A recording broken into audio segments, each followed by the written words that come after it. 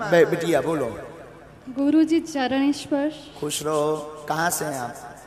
मैं सारंगपुर से हूँ और इंदौर में मायका है मेरा। हाँ। और मैं YouTube पे आपका देख रही थी दिल से, तो मैं सोच रही थी मैं छतरपुर आपसे मिलने जाऊंगी। वाह, कितने दिनों से जुड़े हैं? 1 महीना हुआ होगा मेरे को।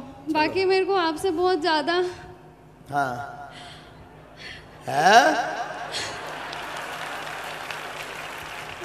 बोलो क्या प्रश्न भी है और बस एक बात, मतलब बोलो बोलो बोलो भाई। लगन तुमसे लगा बैठे, जो होगा देखा जाएगा। राम जी से राम राम कहियो, कहियो जी हनुमान जी। आज आपके दर्शन करके मेरे को मतलब बहुत खुशी हो रही है। चलो धन्यवाद। कोई धर्म से संबंधित जिज्ञासा? हाँ, बस ये है कि लहसुन प्याज क्यों नहीं खाना चाहिए, वो भी छोड़ दिया है मैंने। ये तो जबरदस्ती में बोला है। नहीं, सच में 4-5 दिन से छोड़ दिया। अच्छा ठीक है, नई नई भक्ति है अभी। हाँ, मगर सच्ची वाली है थोड़ी। नई नई भक्ति 9 दिन, खींचा तानी 10 दिन। ब्राज, बहुत सुंदर प्रश्न। आपका उत्तर सुनिए। लहसुन और प्याज दोनों की उत्पत्ति राक्षस के मल से हुई है। राक्षस के मल से हुई है। मल यानी गंदगी से, इसलिए उससे दुर्गंध आती है। और हम आपसे पूछना चाहते हैं, एक बहुत सुंदर एक जने बात कहते कि एक बहुत पत्रो पहलवान है, तो पतलो मतलब ऐसे 1.5 हड्डी को, हमारे जैसे एक 1.5 हड्डी का पहलवान था। उसके सामने जो भी जाता था बड़े बड़े पहलवान चित्त हो जाते। पूछो क्यों? वो मारता भी नहीं था, पहलवानी भी नहीं जानता था, लेकिन अच्छे अच्छे पहलवान चल, क्योंकि वो कभी नहाता नहीं था। दुर्गंध इतनी आती कि अपन आदमी यहां गस्त आ जाता। तो दुर्गंध में इतनी ताकत है कि आदमी भाग जाता है। तो ये लहसुन प्याज राक्षस के मल से प्रकट भये। आप लहसुन प्याज खाते हैं तो दुर्गंध आती है। दुर्गंध आती है तो भगवान की कृपा या भगवान की दिव्य शक्तियां नजदीक नहीं आ पाती हैं। इसलिए सनातन में व सात्विक विधान में लहसुन प्याज वर्जित है जी। अब पुरुषों में ये आगे वाले इन भाई साहब को दे दो, तब तक राजकुमार इन बहन जी को दे दो। जी जी जी, हाँ आगे वाली बहन जी। गुरुजी कोटि कोटि प्रणाम भैया, भूरी भूरी आशीर्वाद। मैं दिल्ली से अपनी बीबी के साथ आपके कथा सुनने बीबी के साथ के बीबी के साथ? बीबी के साथ। फिर से बोलो। बीबी के साथ जी। तो हम क्या प्रश्न पूछो? हम आपके चरण स्पर्श करना चाहते हैं। बस जी। राम कथा से ऊंचा प्रश्न।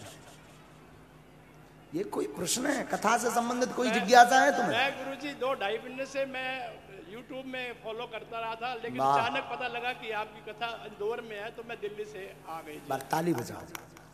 सुन लो इंदौर वालों, तुम लोग आलसी यहाँ के यहाँ नहीं आ पाए, ये दिल्ली से आकर के यहाँ डेरा लगाए।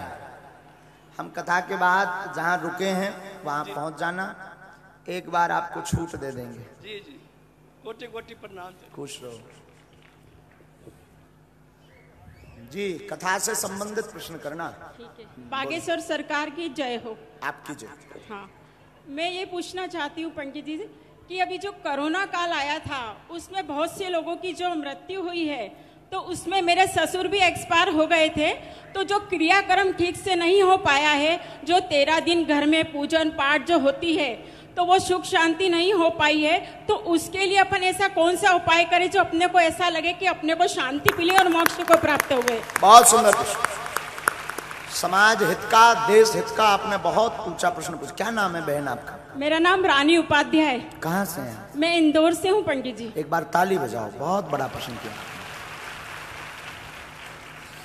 कोरोना काल में जो शरीर दिवंगत हुए हैं देव योग के कारण, और ऐसी परिस्थिति में जो क्रियाक्रम नहीं कर पाए, तो शास्त्र में वर्णन आया है कि भूलवश कोई बाहर मर जाए और उसका बाद में पता लगे या बाद में ध्यान आवे तो 1 वर्ष के अंतर्गत कभी भी उसी विधि अनुसार जो है सूतक का निषेध कर लेना चाहिए, उस विधान को कर लेना चाहिए, जिससे सूतक मिट भी जाता है, मन का मलाल भी हट जाता है और जो दिवंगत आत्मा है उस आत्मा की तृप्ति भी होती है।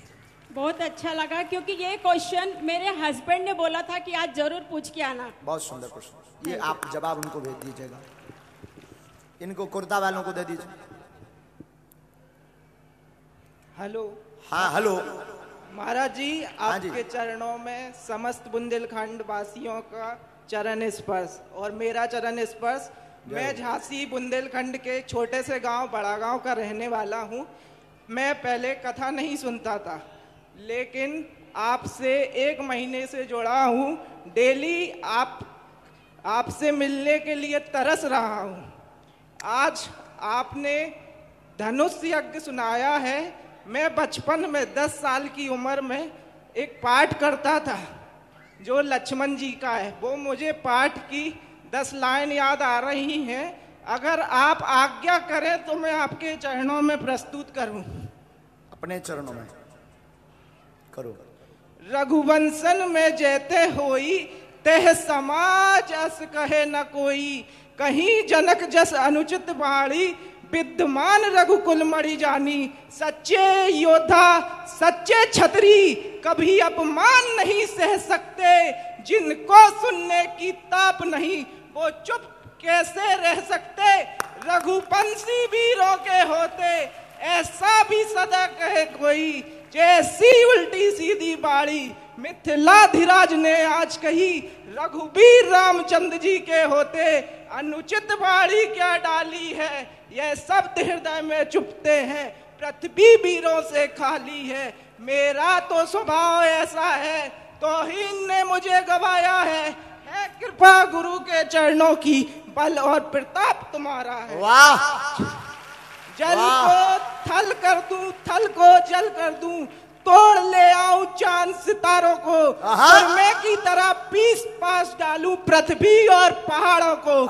मेरा तो स्वभाव ही ऐसा है, तौहीन ने मुझे गवाया है कृपा गुरु के चरणों की, बल और प्रताप तुम्हारा है। सुनऊ राम रघुवंश मणि रघुनंदन रघुवीर, इन अपमानों ने किया मुझको आधीर।